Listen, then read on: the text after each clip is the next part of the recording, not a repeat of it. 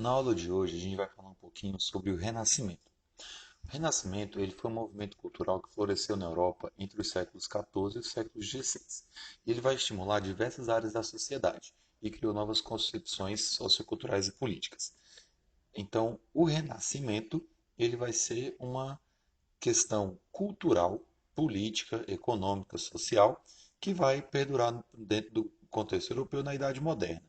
Né? Ele vai começar ali um pouquinho antes, né, no finalzinho da Idade Média, com as suas mudanças, e vai até mais ou menos o século XVI.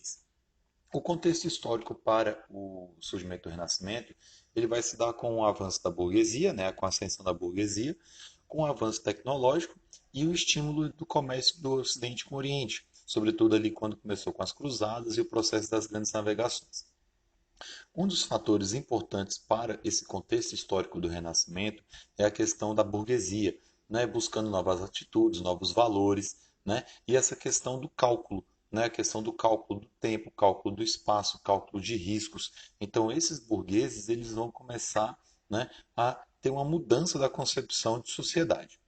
E daí, né, essa mudança de concepção vai mudar também as suas atitudes, como, sobretudo, a questão do coletivismo medieval e vai entrar o individualismo. Esse individualismo quer dizer, na realidade, a valorização da capacidade individual de cada um, o talento, a criatividade. Né? É o individualismo valorizando o indivíduo, certo? E não o individualismo de ser, né, individualista, dessa questão do egoísmo. Sim, um individualismo de criatividade, da valorização da pessoa e da sua capacidade. Dentro das características renascentistas, nós temos a valorização da cultura greco-romana, daí o nome Renascimento, ou seja, essa antiguidade que eles vão chamar de antiguidade clássica, né, da antiguidade greco-romana, eles vão falar que essa sim era a verdadeira concepção de arte, concepção de mundo. Daí esses renascentistas chamarem, né, a Idade Média de Idade Média mesmo, ou seja, de trazer essa idade das trevas, né, pois eles acreditavam que o desenvolvimento do conhecimento foi interrompido a partir, né, da Idade Média. Porém, né, isso é uma concepção bem preconceituosa. Mas a característica renascentista é a valorização da cultura greco-romana. Daí o nome renascimento, ou seja, renascer essas características. Outra coisa importantíssima é a questão do antropocentrismo, ou seja, numa concepção medieval era uma concepção de mundo teocêntrico, ou seja, a concepção do mundo estava em volta de Deus. Para os renascentistas, essa concepção do mundo vai estar em torno do homem, ou seja, o homem como centro da sociedade. E uma outra característica importantíssima também do Renascimento vai ser a questão do hedonismo, essa busca pelos prazeres da vida, coisa que foi deixada de lado durante a Idade Média. Né? Ou seja, na Idade Média, o corpo era motivo de pecado. Para o renascentista, o corpo humano ele é motivo de prazer, de desenvolvimento. E aí outra concepção também que vai ser distinta vai ser a questão do tempo. Ou seja, o tempo na concepção medieval pertence a Deus. Portanto, eu não posso moldá-lo, eu não posso cobrar por ele, nem receber por ele. Já na concepção renascentista, o tempo pertence ao homem, logo, ele é passível de negociação, né? Passível de negociá-lo. Ou seja, os burgueses eles eram muito condenados pela igreja pela questão da venda, né, desse tempo. Como assim venda do tempo? Sobretudo na questão do empréstimo de dinheiros a juros. Ou seja, dentro da concepção medieval, eu não podia emprestar dinheiro e cobrar pelo tempo que esse dinheiro estava emprestado, porque o tempo pertencia a Deus. Então eu não posso negociá-lo. Numa concepção renascentista, esse tempo ele vai para possível de negociação. Por quê? Porque o tempo pertence ao homem. Se o tempo pertence ao homem, então eu posso negociá-lo. E aí, né, uma questão dos banqueiros renascentistas vai ser essa questão do empréstimo. Uma concepção muito importante para o Renascimento é a questão do humanismo. O que é o humanismo? É um movimento intelectual para o estudo de autores da antiguidade clássica e construir uma nova concepção do homem e de mundo. Ou seja, a concepção do mundo dentro da Idade Medieval, né, era uma questão de mundo e de homem, né, sempre voltado para Deus. No humanismo, vai pegar essa concepção do homem e concepção do mundo e voltado para o próprio homem, né? O homem vai ser o centro dessa questão. E dentro do padrão de ensino medieval, né, eles tinham como direito, medicina, teologia, sempre com a influência da igreja. E o conhecimento era autoritário, verdadeiro e inquestionável. Então não existia essa ideia de você questionar o conhecimento, porque o conhecimento era algo divino. Se era algo divino, não podia ser questionado. Para os humanistas, né, esse conhecimento ele vai se dar em busca da razão e, sobretudo, com a experiência. Ou seja, o conhecimento ele vai ser a união da razão humana e da experiência. Petrarca, né, ele vai ter um título, né, um texto chamado Imitation, né, que vai se inspirar na antiguidade clássica e assim buscar esse conhecimento.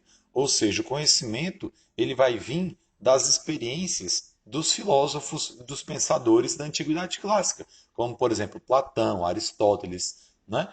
E aí quem eram esses humanistas? Esses humanistas, primeiramente, eles eram os eruditos, né, dispostos a reformar o currículo dentro dessas universidades. Posteriormente, todos aqueles que se esforçavam para modificar o padrão vigente que dominava a cultura vão ser chamados de humanista, ou seja, todo aquele que buscava uma mudança dentro desse conhecimento. E aí eles vão encontrar alguns desafios, né, contra a igreja, né, sobretudo na proposta de incluir matemática, história, literatura, ou seja, o estudo do homem e com a sua razão para chegar ao conhecimento, e não somente mais um conhecimento, né, vomitado, conhecimento imposto, né, pela igreja. E aí a Itália ela vai ser o berço desse renascimento europeu, sobretudo pela questão, né, das cidades italianas terem um maior contato, no princípio, com o comércio vindo do Oriente, né? E aí, dentro desses ricos comerciantes italianos, vai surgir uma figura chamada de mecenato. Né? O que era o mecenato? Era você, né, como um rico comerciante, financiar pensadores, financiar artistas, para que esses artistas também produzissem, né, essa arte, essa cultura, essa ciência. Essas pessoas que financiavam os artistas, né, financiavam letrados, financiavam cientistas, eles vão ser chamados de mecenas. E algumas famílias foram muito importantes nesse período, né, como por exemplo a família Médici, que foi importantíssima nesse período, Sforza, Bendivoglio, ou seja, são famílias, né, que eram mecenas. Com o passar do tempo, muitos nobres também vão financiar mecenas, até mesmo a Igreja Católica vai financiar mecenas, né? A gente tem, por exemplo, dentro da cidade do Vaticano, né, diversas e diversas e diversas obras desses renascentistas. E aí o Renascimento italiano ele pode ser dividido em três partes, né? O Trecento, o Quatrocento e o Cinquecento, né? O Trecento ele vai surgir ali por volta do século XIV, né, com a introdução desses ideais iluministas. E a gente tem três grandes obras, como por exemplo Giotto, né, o Dante Alighieri e o Boccaccio. Né? O Dante Alighieri ele vai escrever um livro importantíssimo para esse período chamado A Divina Comédia, apesar de ser caracterizado como questões medievais, né, essa questão do céu, do inferno, né, pelo purgatório, ele vai ser escrito em língua italiana, diferente, né, que na época tinha que ser escrito em latim, e ele vai trazer algumas questões, né, humanistas nesse período. Decameron, né, do Giovanni Boccaccio, também vai ser importante, além das obras de Giotto. O Quatrocento, né, ele vai ser importantíssimo também para esse período, sobretudo na questão, né, de Florença. Né? A cidade de Florença, nesse período, era governada pela família Médici. Né? Vai ser chamada a época de ouro, né, do Renascimento. Então, Brunelleschi ele vai ser importante pela construção, né, de cúpulas nas cidades, né, nas basílicas, nas catedrais. Né? Botticelli também vai ser importantíssimo na pintura, sobretudo com a introdução dessa mistura da valorização da cultura greco-romana, mas também com características humanistas, da valorização do corpo humano nas pinturas. E o Cinquecento ele vai ser importante pelas disputas políticas e a guerra que vai estar dentro das cidades italianas. Nesse contexto político, vai surgir, por exemplo, Nicolau Maquiavel, com seu livro Príncipe, né, no qual ele vai dizer que um soberano, né, ele deve governar com punhos de ferro, né, que os meios, né, que o qual ele vai aplicar os seus ideais, eles vão ser justificados. Ou seja, a ideia dos fins justificam os meios. Dentro desse período, nós vamos também ter dois papas importantíssimos, como, por exemplo, Júlio II e o Leão X, né? Que eles vão ser importantes financiadores dessa estrutura renascentista. E aí também nós vamos ter diversos personagens históricos importantíssimos, como, por exemplo, Leonardo da Vinci, né? Que foi uma figura fenomenal, né, para esse período. Era pintor, né, inventor, né, era um cara extremamente inteligente à frente do seu tempo, desenvolveu diversas obras, né, para que a gente tenha essa ideia do que era esse renascimento. Michelangelo também foi um importante pintor, além de Rafael. A expansão renascentista, ela vai surgir sobretudo pela questão dessa decadência das cidades italianas, sobretudo essa questão que eu falei anteriormente das guerras que elas enfrentavam. A Itália ela era uma península, né? Ela é uma península.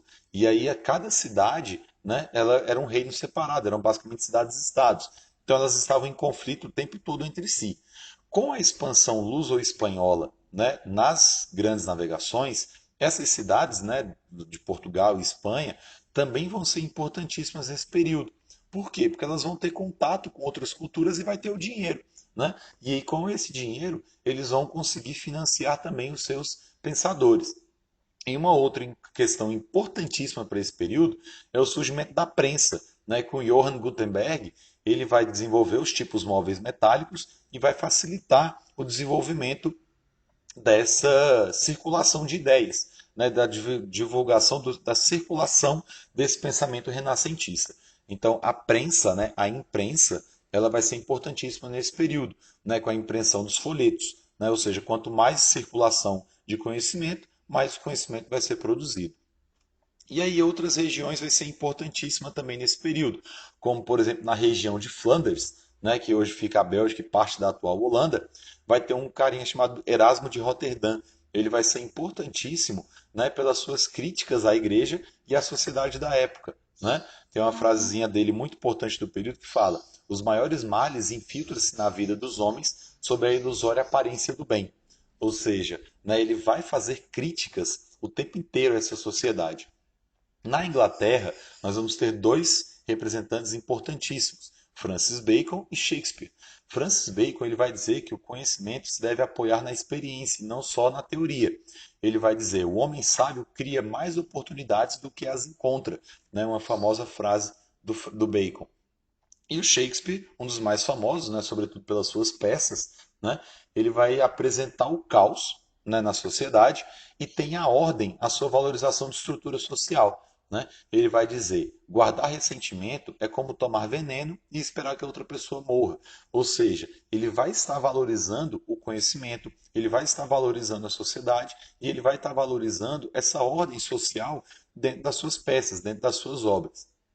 Em Portugal, nós vamos ter um representante importantíssimo, né, que é o Luís Vaz de Camões. Ele vai enaltecer as conquistas marítimas e alertar sobre essas ambições ilimitadas. Né? Ou seja, Luís de Camões, no seu livro Os Lusíadas, ele vai escrever em forma de poema, né, remetendo, né, aos poemas épicos, mas também falando sobre as características sociais. Né? Então, ele também vai ser importantíssimo. Uma frase importante dele vai dizer: o fraco rei faz fraca a forte gente. Ou seja, ele também vai falar dessas questões sociais.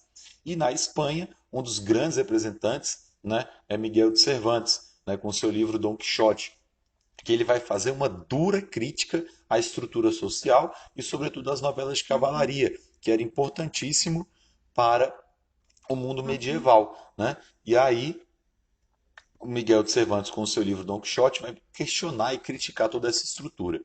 E ele tem uma frase muito importante que fala: se por vezes o juiz deixa vergar a vara da justiça, que não seja sobre o peso das ofertas, mas sobre o da misericórdia. Então, esses pensadores, eles vão constituir uma estrutura social de crítica àquela estrutura medieval e à valorização do ser humano. Dentro dessa concepção, nós vamos ter também o renascimento científico. Como assim o renascimento científico?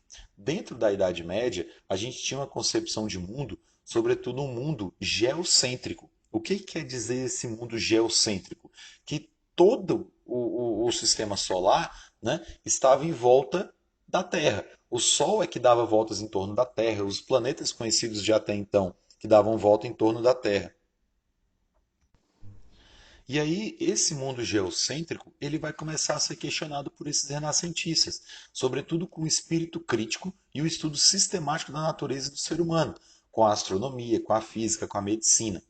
E aí vem Nicolau Copérnico e vai propor a teoria heliocêntrica. Essa teoria heliocêntrica já era uma teoria que vinha, né, desde a época da Antiguidade Clássica, mas Nicolau Copérnico ele vai propor essa teoria e vai começar a defendê-la, no qual dizia que o Sol era o centro do universo, né, do nosso sistema, e que os outros planetas, inclusive a Terra, giravam em torno dele.